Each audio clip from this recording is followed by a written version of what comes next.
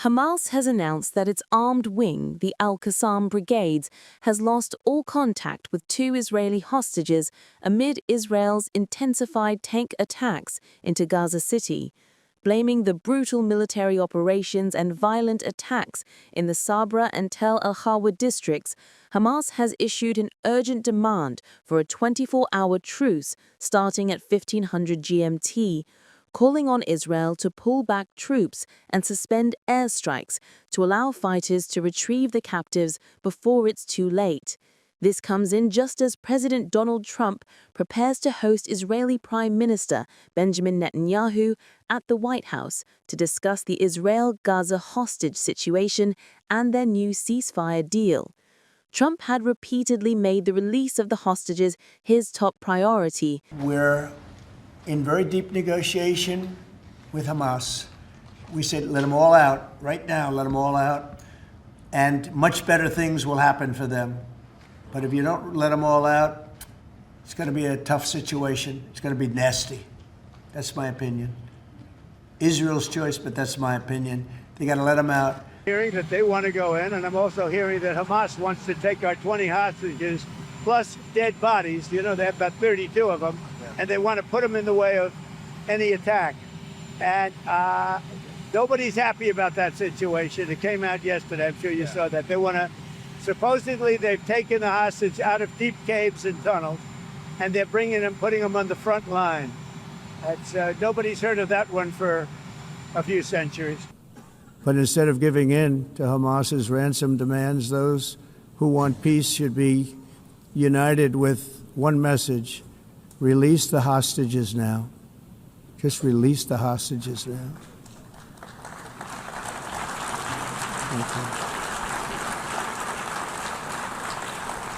We have to negotiate, immediately have to negotiate peace. We got to get the hostages back. We want all 20 back.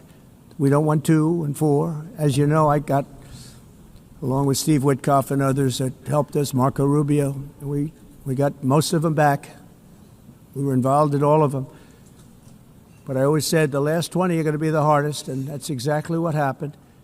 We have to get them back now. We don't want to get back 2, and then another 2, and then 1, and then 3. Have this process. No, we want them all back, and we want the actually 38 dead bodies back too. Those parents came to me, and they want them back, and they want them back very quickly and very badly, as though they were alive. They want them. They want them every bit as much as if their son or daughter were alive. Yet, Netanyahu's relentless assault on Gaza, aimed at dismantling Hamas, have now directly imperiled those very lives.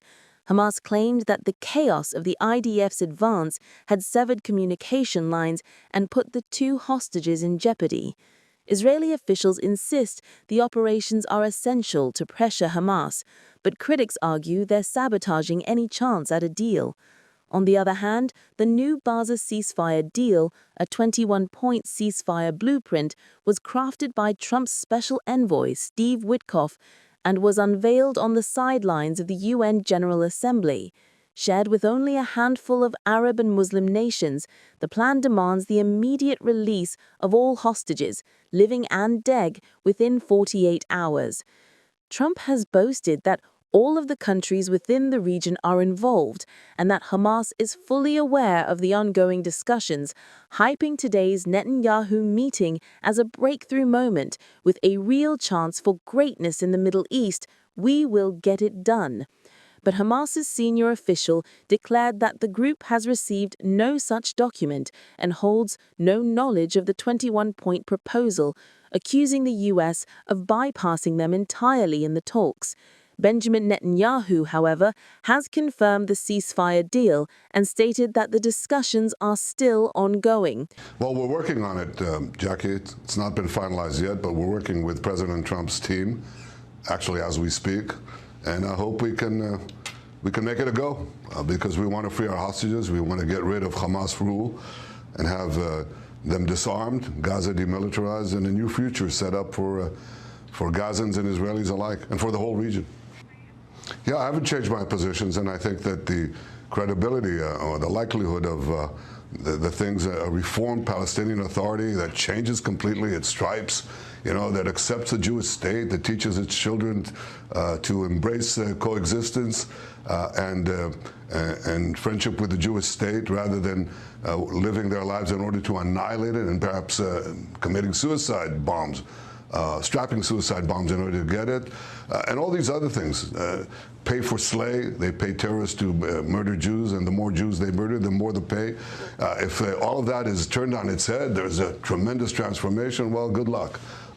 Some people will believe it happens. I don't think it's going to happen. I think there are many possibilities for peace, which I'm discussing with President Trump and his team, and we plan to seize them. I think you'll see that not only are the Abraham Accords not endangered, they'll be expanded. With Netanyahu in Washington, the stakes couldn't be higher. Will this issue force a pause in the war or doom the captives?